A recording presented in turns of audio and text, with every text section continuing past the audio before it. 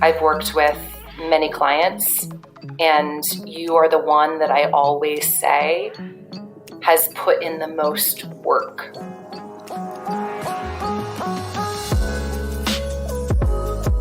That was actually just me on the show. Hey everyone, welcome back to Seeker+Sage. My name is Danny Pomploon, and I'm your host. Hey friends, welcome to, man, what an eventful 2021 it's already been. I'm coming at you today with episode 149, and I have actually a very dear friend on the show, Sheri Colosimo. We've been friends for, I think we said on the show, it's about 10 years now. We've worked together for about 8. And Sheri's played multiple of roles in my life, but I call her coach, friend, and yeah, she's just an amazing being. And we had this casual conversation a few days ago, and I was just sharing about my time off and, what came up in my life in my time off and where I'm at in this place of transformation and growth and healing and all of the things. And she said, I really want you to speak about this on the podcast. So here I am on today's episode being interviewed by Sheri, and we just get real and raw and before you dive into the episode, I want you to know right now that my biggest, most embarrassing nightmare happened to me this year, and it does have to do with sending an inappropriate text to the wrong person. Yeah, I'm human too. Anyway, I felt myself kind of bubbling up when I got to that part of the show, but I figured, why not? We're all human. This coming up weekend, the weekend of January 16th, I am leading a 2-day home retreat called Nourish and Unwind. So I've spoken to a lot of you. This summer was pretty intense and rough with depression and just dealing with all of the world. And, as I got myself out of it, I really reached into my tool belt, called some of my teachers, and started to put together this little box of practices that really helped me get to where I'm at today. We all know it's a bit of a struggle, and there's the ups and downs and in between. And this weekend is all about just taking care of yourself. So we're going to go through some yoga nidra, which is the yoga of deep sleep and going into like subconscious. We're also going to do some restorative, and I have a special guest coming along as well who's going to teach some self-massage, which would be really great with some therapy balls. So it's going to be a weekend of just you taking care of yourself, whether you're a teacher that wants to know how to teach this stuff, or whether you're a student that just needs a little self-care. Please take care of yourself. And if you want to join us for the weekend, you can use the code NU20, and we'll give you 20% off. We're going to extend it till Thursday, just before the weekend itself. Super small, super intimate, great way to take care of yourself. And without further ado, here's where I ask you to leave a podcast review. I say this a lot, and I say it every week, and there are multiple ways that you can support the show, and whether it's financially and whether it's just spreading the word of the show to a friend, it really is super helpful. It allows the show to continue to do its thing, and it spreads the word. You can also just head over to iTunes and drop us a little stars and a little love note, and whatever it feels right and authentic to you. I would truly appreciate it, and it will keep this community going and alive. And last but not least, if you check out the new link in the show notes, you'll see that we have our own Seeker+Sage Facebook community. So we'll be merging a lot of these conversations that we're having here there, and just getting a little landing pad for all of us to hang out and have conversations. And I'll be hosting live calls there once a month, talking about philosophy, some spirituality, a little bit of anatomy, some of entrepreneurship, some self-development, just the conversations that we have here, just keeping it going. All right, that's enough of my babble. Thanks for listening to my long intro, and now listen to me talk about where I'm at in my life right now. Enjoy the show, folks. Hi, Sheri. Welcome to the show. Danny! I feel like we should tell everyone who you are. Please. You're the brains behind the operation. Well, that's awfully nice. You are, I don't know how to describe you. You're like all the things. You're a mama, you're my friend, you're my coach, you you were a scary boss that everyone was scared of for some reason, but I wasn't. Thank goodness, right? It was really funny. I didn't get it. My daughter was thrilled to know that I was on a podcast many years ago with you. So we listened to it last night, and she was laughing at some of the stories that we were telling in the beginning about people's unsubstantiated fears of me. Do I look scary? No, that's the whole thing. I think it's just like naturally people can see people in positions of power, people that actually have to like crack down on stuff and do their job and make sure other people are doing their job, can make up stories or narratives that those people are scary or not fun or whatever. But agreed. I saw you, girl. I never put the not fun one. Okay. You tell me. No, false. That is fake news. Awesome. So, Sheri, I have you on the show today because you said you wanted to interview me. Yeah. Yeah. And, to be honest, I've wanted to do this for a long time. Mm-hmm. I was going back. So I was like, how long have we known each other? And I'm going to call it 10 years. It's 10 years. And that I've been fortunate to work with you in this capacity for 8. And I feel really privileged because I actually, before we got on the call, went back through some of our original client notes from 8 years ago, those first sessions we had together, and just to be able to take that in and to have been witness to how much growth there has been, how much transformation, and we'll get into like what those words actually mean, as we dig into this podcast. And I think my favorite thing is just how much trust and confidence you have in yourself, especially over the last couple of years. And I think that that's really the main focus for me in wanting to interview you, is just to take a look at the past 2 years and especially this past year and just ask you questions. Because for me, it's just been incredible to see the amount of study and pain and reflection and movement that has led to this place where you are right now. Yeah. And I guess you have a whole different, there's a lot of stuff that people can see on Instagram. There's a lot of stuff that people can, I mean, this is where my brain goes, and this could be totally wrong, but there's a lot of people that can see like, oh yeah, like he's taught at this and he's taught at that. And, oh, he's been at Wanderlust and he's been at this festival and look how happy he is on Instagram. And the truth is, you kind of hit the nail right on the head. Fuck no, man. There's been so much pain and so much struggle. And, I mean, let's go for it. I'm an open book, and I will happily go there with anybody, but I'm happy I get to go there today with you. Thanks. Likewise. Yeah. And I'll just pause and reflect back on what you just said. Yeah. That's for me, what's always missing when it comes to this glimpse that people get of someone like you is they get to see the outcome, but sometimes miss the process. And the process is where the richness is. And I've told you this many times before, I've worked with many clients, and you are the one that I always say has put in the most work, that you are not, and you're not afraid of it. And for those of you who are listening right now, Danny's one of those people who I say, hey, I think that, this needs to be your next step. And before I know it, it's like a text is in the middle of that conversation saying that it was done. You just know what it takes, and you're not afraid to go head to head with it, which is why it's, not a surprise where you are right now. All right. So let's get into the juice. One of my first questions I have for you, Danny, is a good question for anyone who's listening. I'm curious if you know what your values are, what your core values are. Oh yeah, for sure. 100%. They're right in my brand. Communities, like strength, smart. And by that, I mean, the agency of choice. Yeah. The critical thinking, and heart, vulnerability. Community would be like family, right? My people. Yep. Strength is like, standing up for it's what I consider strength, in my branding, but also in me, is like integrity. Yeah.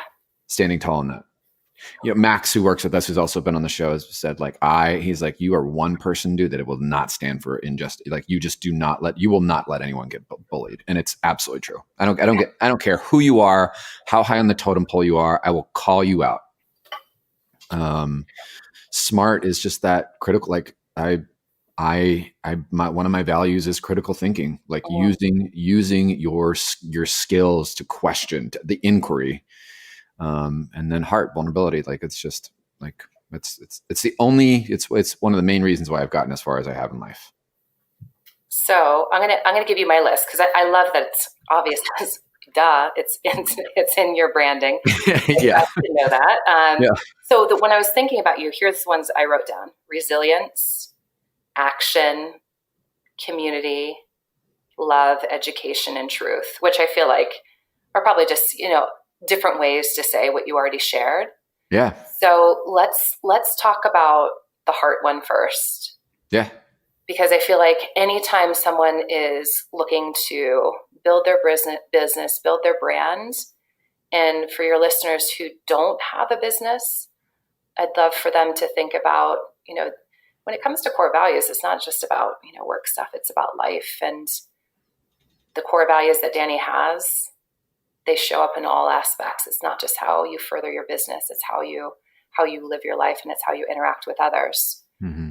And for all of us, every single moment gives us this opportunity to take a look at them and see where we're in alignment, where we're out of alignment, and where we're holding back. Mm-hmm. And I feel like the heart piece is the one over the last year, which I translate, and you did too, as vulnerability, mm-hmm. showing up, transparency, the one that you were able to get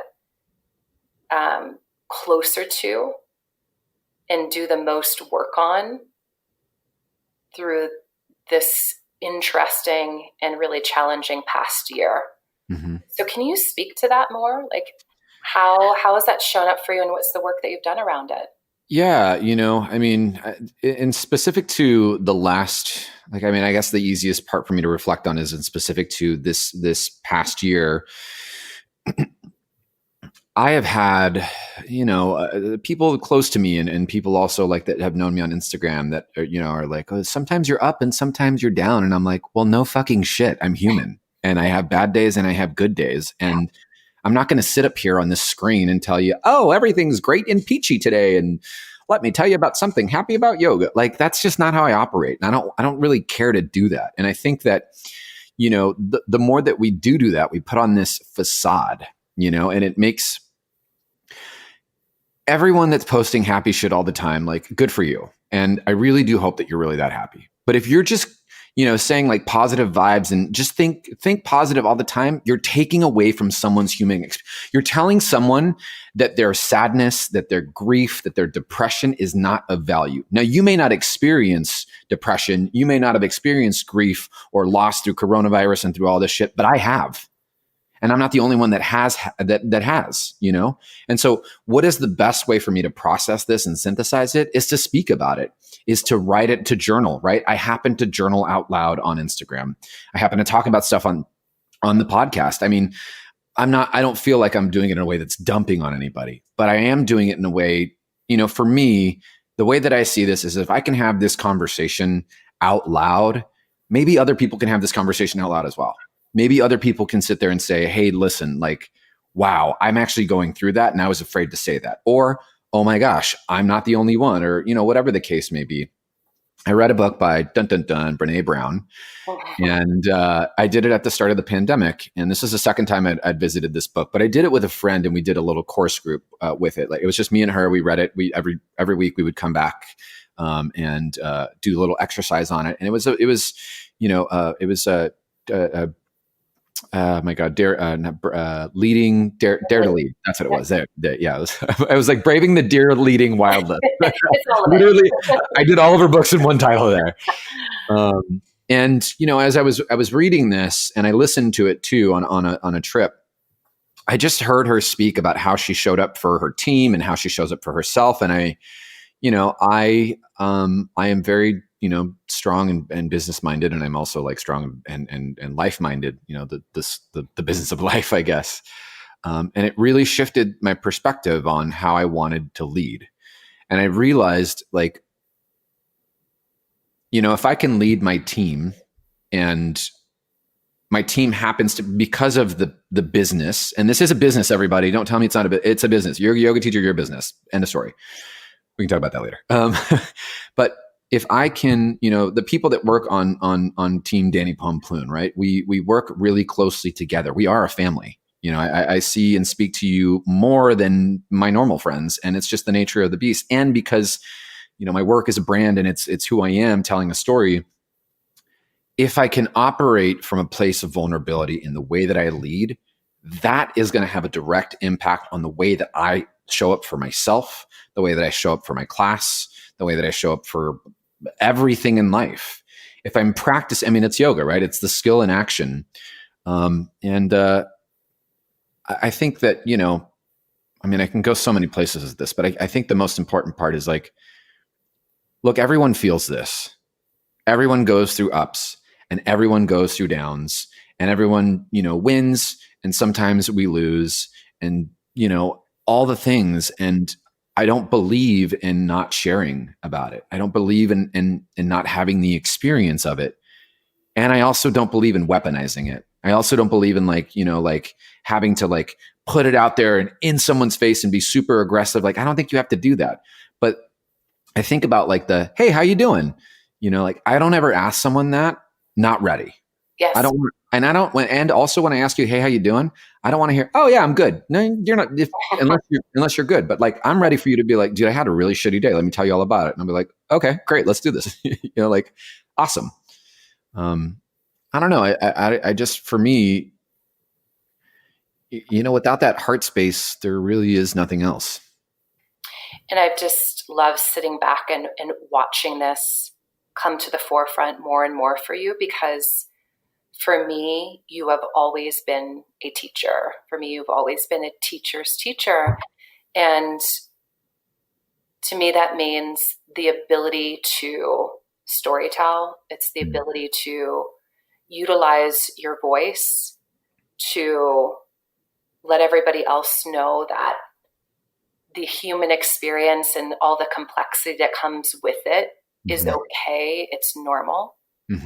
That through your ability to create relation with others, that you're humanizing everything that's going on. And because you're choosing to show heart and vulnerability, it just further aligns you with your other values of connection and family. And I acknowledge too, like, look, that's not for everybody, and that's okay. And I'm okay with that. I'm okay with not having to be everything to everybody. Like, I actually don't want to do that. If you don't vibe with what I've got, that's cool. I know some other people that you could vibe with. Let me introduce you. Yep. So tell me then, riffing off of this, how did you get here? Because this is, although I have known this about you, you haven't, in the past, you haven't chose to go there that deep until, let's just say, the past year, 2 years. So it's been the process of getting closer to it, of excavating to this place where you feel comfortable to share and invite others in. I think, it's for me, I had a lot of shame. I had a lot of shame on a lot of things. There's no secrets in Danny. It's like literally you can Google pretty much everything. But, I had a lot of shame in my drinking. I had a ton of shame in my drinking and my habit with cocaine. It destroyed me. It destroyed my feelings. It destroyed, it was an everyday part of my life. And, the day that I decided to quit, which has been, almost 7 years now, it was like relearning my emotions. And I think that's something people don't understand is, I grew up with a really rough childhood, so I couldn't have emotional intelligence. Really, I was just surviving. And then all throughout my 20s, I was just drunk the entire time because I didn't have the emotional intelligence. And so when I decided to stop is really when I had this whole like, oh, whoa, okay, these things are all new. There's ups and downs and somewhere sideways and in between. So, some people start school earlier and others start school later. And this is just where I'm at. In the last, 2 years and I think this is something that I've pushed back on. I really do say that I think this is something that just comes with age.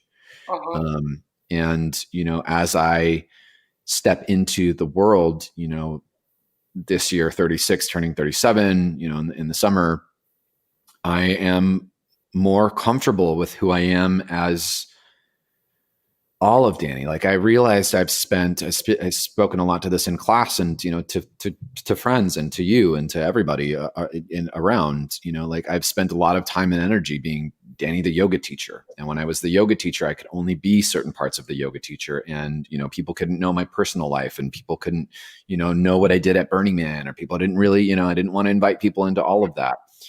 And, and then sometimes I was Danny, the gay man, and, and that was like another part of my life. And I didn't want my gay friends that we went out and partied together and and, like to go to my yoga classes and, and it was like, sometimes I would see, students at Burning Man and, like, oh my gosh, do I want to see them? Do I want to be in front of them while things are weird? And, like it started to feel again, like I was pulling myself. I mean, I really was pulling myself apart. And, what I'm recognizing now, and specifically through this coronavirus, is that I don't really have a lot of energy. I'm old, and I'm tired, and I got a lot of shit going on. I mean, I do everything. I run the podcast, I teach, I do all the things that I love to do. I wouldn't take any of them back, but I'm tired. And so the time and the energy that I want to spend isn't on separating myself, but more so bringing all of those things together because they all have a conversation with each other. And that's also to say, like, I am learning currently that I don't have to weaponize, that I'm so spiritual, with my gay friends and be like, oh, you don't meditate? Well, I do. You should. Like, I don't have to do that.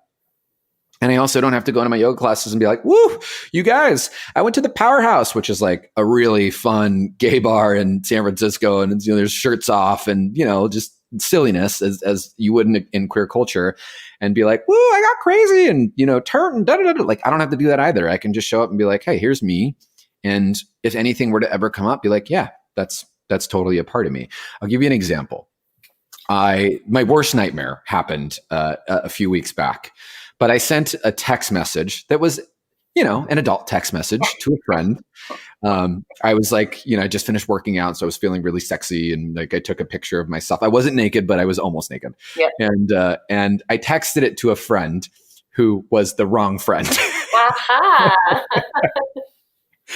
And the friend said, well, wrong person, like just so you know. And I was like, well, c'est la vie, like I look good, right? No. Yeah. No, and I laughed about it. And last night at class, we were starting practice and 30 students in the room, a lot of them from the community. I was like, oh my gosh, y'all, this person over here, I'm not going to give names, but this person over here got one of those unsolicited texts from me. And they were like, what? I'm like, it wasn't full. It was almost R, but not. And I'm like, it was my biggest nightmare. And one of the students jumped in. She's like, we are all human. I did that to my boss once. And then someone else jumped in and was like, oh my God, that's my biggest nightmare. I opened up my laptop. It had like inappropriate things. And it was just funny. Yeah. It was funny. And it, like, I sat back and like, people do this, people are adults. They do adult things. Like, people have sex, people, argue and do all these things, and they may not want to talk about it, but we also don't have to shame it, and we don't have to weaponize it either, and I'm done pretending that I have to be, anything else but human. I don't want to. I just want to be Danny. It's interesting. We're always so much harder on ourselves, which, everybody's heard that before, but just taking a look at our, 8 years in this relationship together, I've always seen you as whole and perfect in all of these different pieces of yourself. And I've seen where you've chosen to be in misalignment or to feel in shame of any of these pieces of your life. And it's just been really beautiful to witness, like the new like congruency of, and I think it comes, from from my seat, my perspective, it's just like you've done a lot of work over the last couple of years of using tools to get you closer to self-acceptance, of understanding that even the hardships or the things that we consider our shadows or dark parts of our life, or I consider them learning lessons, like that's the connectivity, right? It's not the shiny pieces that are the glue of a family and a community. It's all of these messy pieces that really bring us closer together.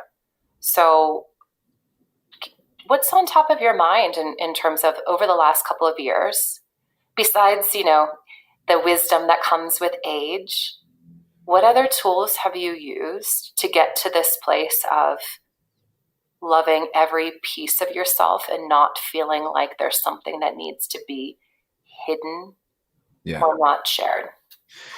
The biggest thing that look, if there's one thing you get from this podcast is, and I know this is a privilege and it's also a luxury, and a lot of us don't have maybe just the time, the resources, and whatever it is. But, for the first time in 5 years, I took 2 weeks off.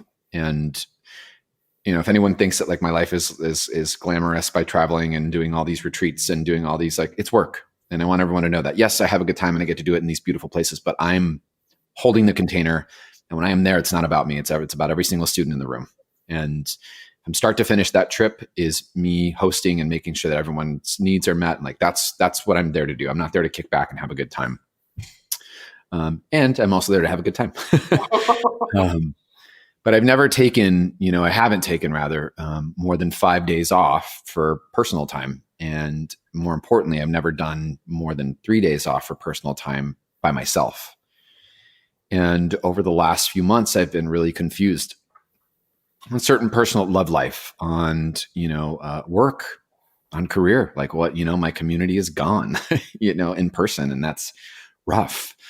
And I've, been digging around as just like, what do I do? Like, who am I and what am I doing? And I took these 3 days off and I completely shut off. I did no internet. So yeah, everybody, that means no Netflix, no Instagram, no YouTube. There was no internet. The only internet that was allowed was when I was downloading podcasts or like refreshing a playlist, and then all text and messages were gone.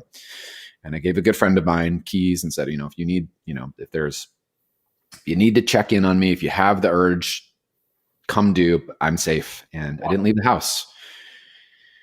And I didn't do shit.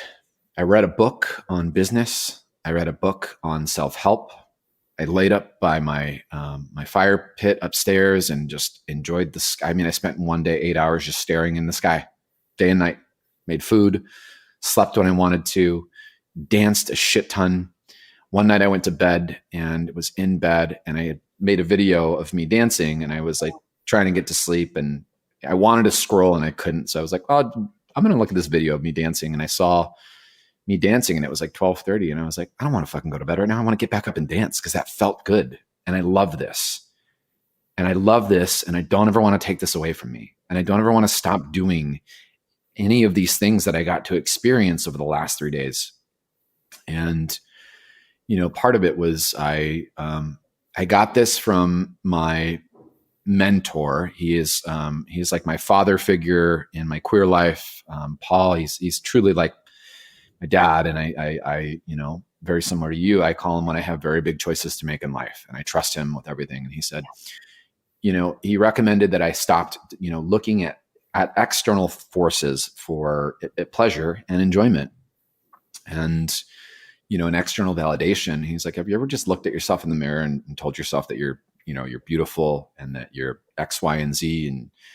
And I did. I had this conversation with myself out loud in the mirror, looking at myself in the eye for the first time. I've never done this before. And I just told myself how proud I was of myself, how, how I've like taken care of myself. Like, yeah, we struggled a bit, but we got here.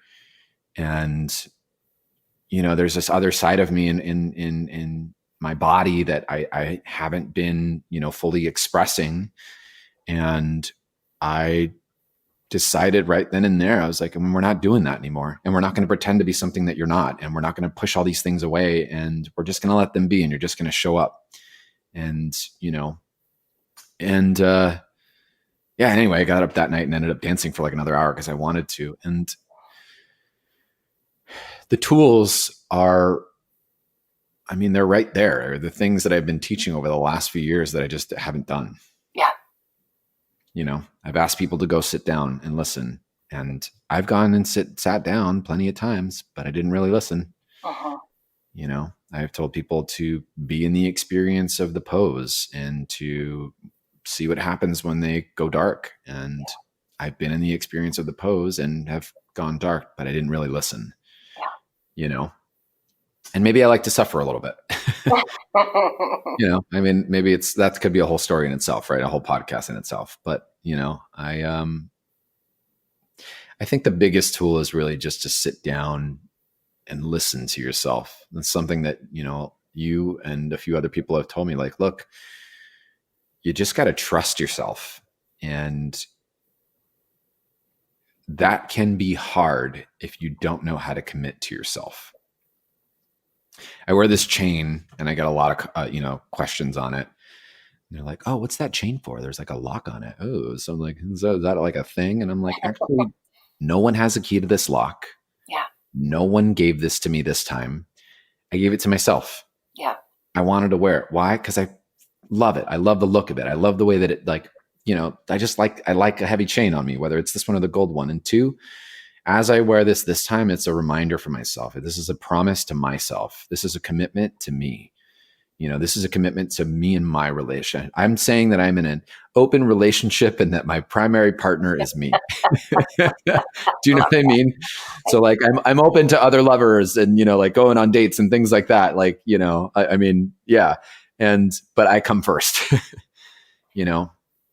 I love about that is, myself and other people on your team, probably other close friends, push you towards slowing down and stillness and taking time off. And sometimes it's in conflict with one of your hugest strengths, which is action. Mm-hmm. And for those of you who feel similar out there, what I love about what you did, Danny, was it's so good to like keep in the flow, keep in the fluidity, keep the strength of action, but knowing the power and the validity in the pause, that it's just a chance, whether it's, a day you give to yourself or 3 weeks that Danny had of getting perspective, realigning, listening to where there's misalignment, mm-hmm. being able to check back in and see what's true for you versus any type of external influence that was able to like creep its way into your body, creep its way into your mind, and just have a reset. And, we get to choose how often we do that, but it's just so good because there's so much external influence for all of us. And if we give ourselves that chance just to slow down for a little bit, whether it be, somebody taking your class and giving themselves that hour of no other distractions or a couple of days off, just to go, what's true to me? What's true? What doesn't feel right? And how can I reset all of this? Yeah. I think, something that really stuck out with me is, in trust. I called you the other day and asked you about a little situation, and was like, actually, no, this is what we're doing. I'm not going to ask a question here. I just need to voice this out loud. Yeah. And, if there's, one thing that I can really give, and this is something I learned from, I'm in week 3 of new habits, everybody. And this is before New Year's. This wasn't like a New Year's, new me. This was just a realization. It happened to coincide with, we were in December when I actually had my time off. So, but I'm committing to certain things in my life. I'm committing to certain things in my life. And because I have committed to these things, I can actually trust myself because I'm actually following through on my work first. And I have to say, it's like week 3 and I've got a really good taste of how beautiful this could be, and how bad I want this life, the way, what I'm doing in my life and the way the changes that I'm making, when when I had that conversation with myself in the mirror, recently, which was just a few weeks ago when I started, this like new habit situation, I can describe it like this. The day that I got sober, or decided, the day that I stopped drinking and doing cocaine and smoking, it just all was, I woke up one morning and was like, I can't do this again. Like, I just cannot do it again. There wasn't like a whole like slow talk and da da da da da. It was just like, I'm fucking done. I cannot do this anymore. And it was like that. I sat there and had this conversation, and I was sobbing. Like, I was having this conversation with myself, sobbing. And I just said, I was like, I don't want to do that anymore. And I was like, all right, you want to like start doing these other exercises and these other workouts. Like, cool. Like, okay, let's start to make this plan. Let's do some education on it. And then I just stopped and I was like, no, we start right now. Like, right now. So I like, wiping my tears off my face at like 1:30 in the morning. I just dropped down and started doing some push-ups and started doing some like bicycle core work, and like went online and like read about nutrition and just different things that I've been, really interested in, this mindfulness program that I've been really wanting to do that I haven't. And that's it. I'm just done.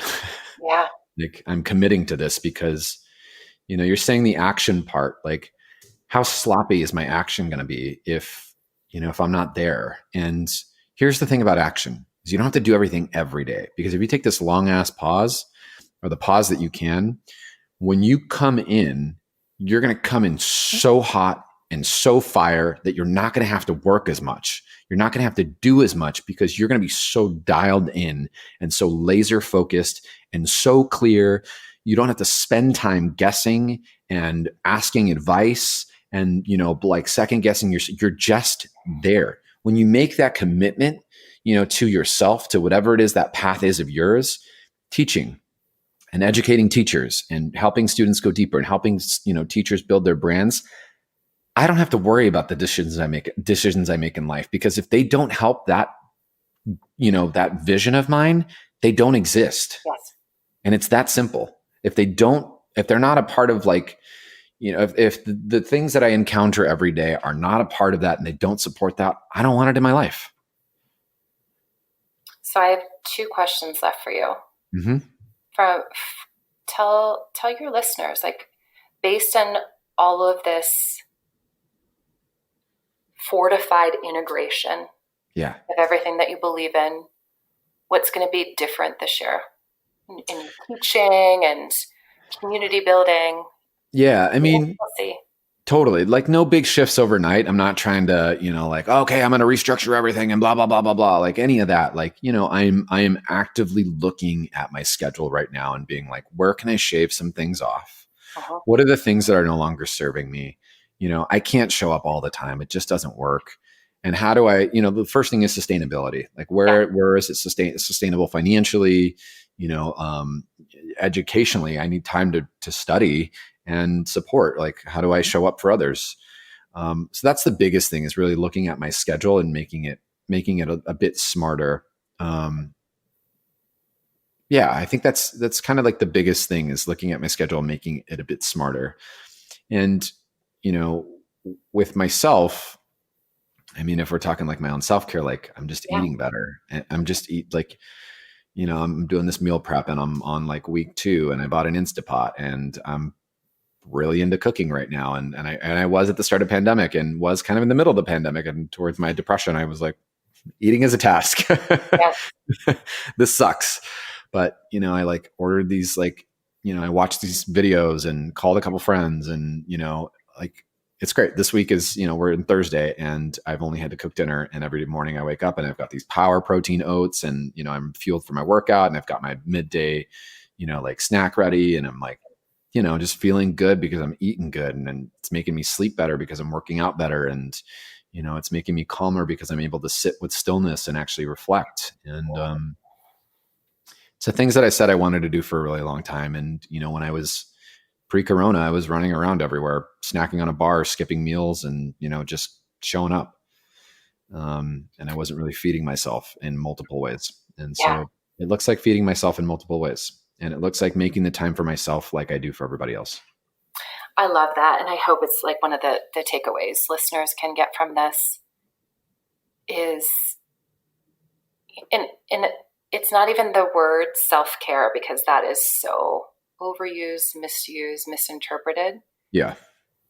But if we can all, in this new year, especially after the hardships and uncertainties of 2020, just look at our lives and start each day with, how do I fuel myself? Not necessarily food could be a piece of it, but how do I fuel my soul? How do I feed my values? How do I start my day and live this life where it's really cup filling?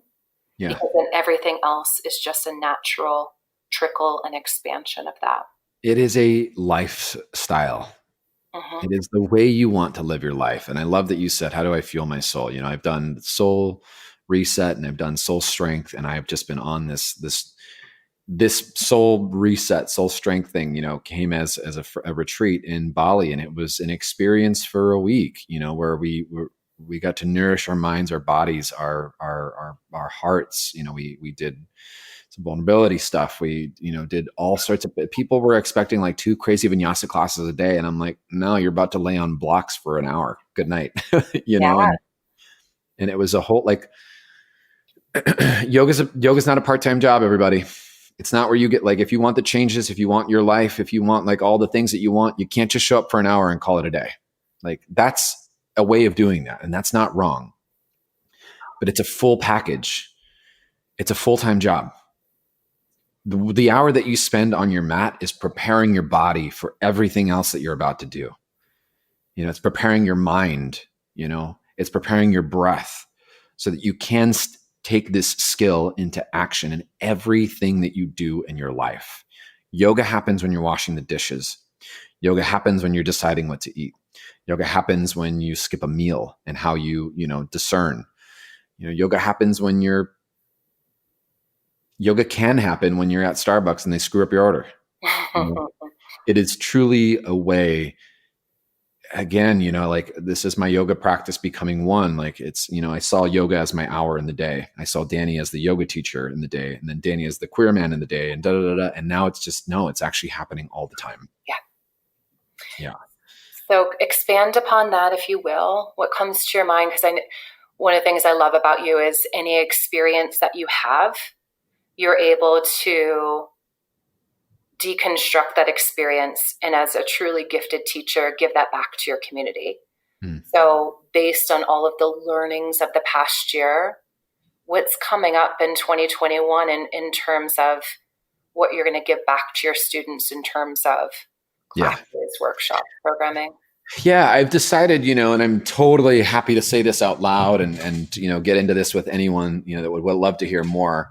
But, you know, as I had my time off, I had this fit of mania, full on. Like, I was like sitting and like, it just, all of a sudden my eyes popped open and all this just like information in my brain was like, you need to write shit down.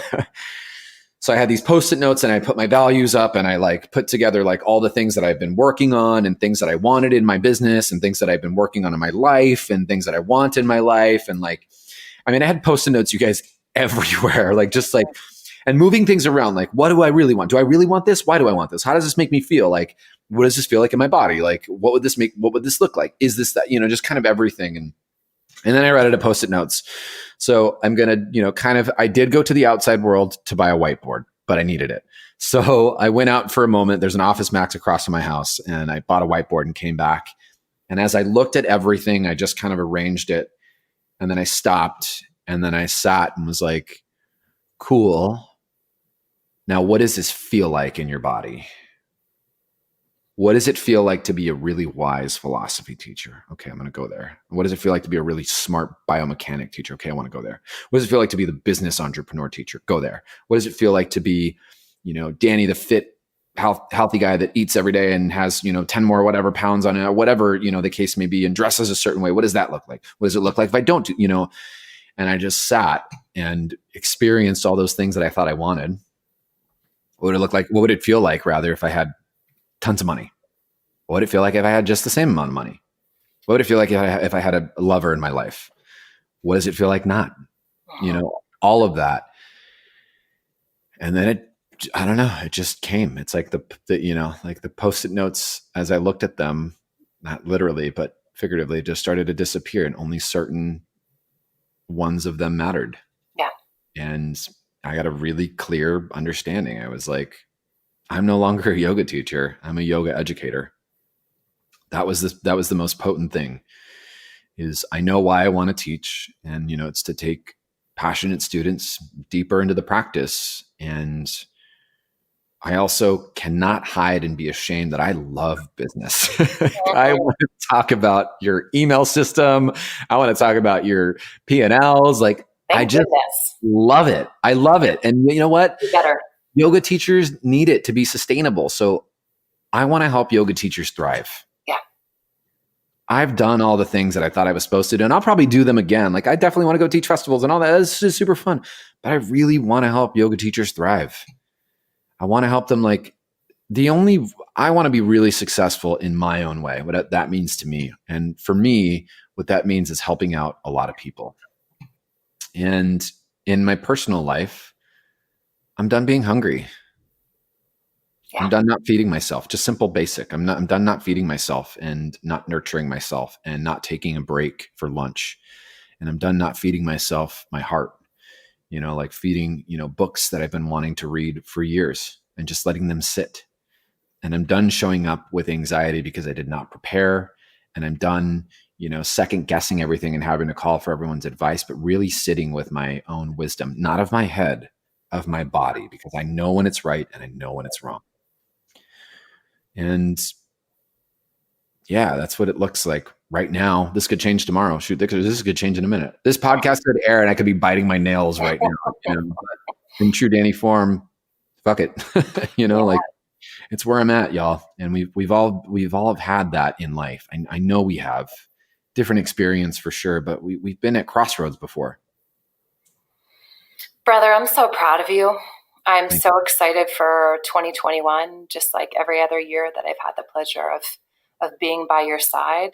I just know that you are always committed to getting to the heart of it, getting to the truth of who you are, what you're capable of, and then giving that back. So thank you so much for showing that to me and showing that to everybody who's in your family and this community. And I love you. Thank you. I appreciate it. And it just, it's been a hell of a 10 years. Mm-hmm. As part of the little, time off, I came to terms with, wanting to speak with my father after, not for 10 years. And we had this beautiful, 2-hour conversation. And, if there's something I want to leave everyone with, is this. I was standing in my kitchen and I was standing there rather, you know what I mean? Yeah. Squatting is a happy medium. And I just thought to myself, I'm like, I'm 36 years old and some days I can barely keep my shit together. And my dad was 24 and he had 2 of us. What? And my dad and I started talking, and, it was a small little, starting to go into past. And I just said that. And that was it. That was the end of our past. And that was the end for me. I don't need to go there. I don't need to do that, because y'all, this is me sharing my human experience right now. Everybody is going through a human experience. We just don't know it. Yeah. Yeah. When you shared that story with me, I just thought, what a marker for where you're at, that you have so much self-forgiveness and self-compassion, which is the hardest work, that providing that and in giving it so freely to other people in your life then becomes so much easier. Even as, with complicated relationships like that you've had in your past. Yeah. That you're just at this place where it's just like, I've done the hardest thing, which is fully love every single part of myself. Send inappropriate pictures to the wrong person. It was me. I got him. Looking at him right now. Biggest nightmare in the world. Oh, man. Well, Sheri, I mean, this goes without saying, but I love you to pieces, and I credit really, really big growth to having humans like you reflect and keep me accountable. Yeah, all the time. I'm here. Okay, love you. Love you too. Until the next Seeker and Sage, this is Danny and Sheri saying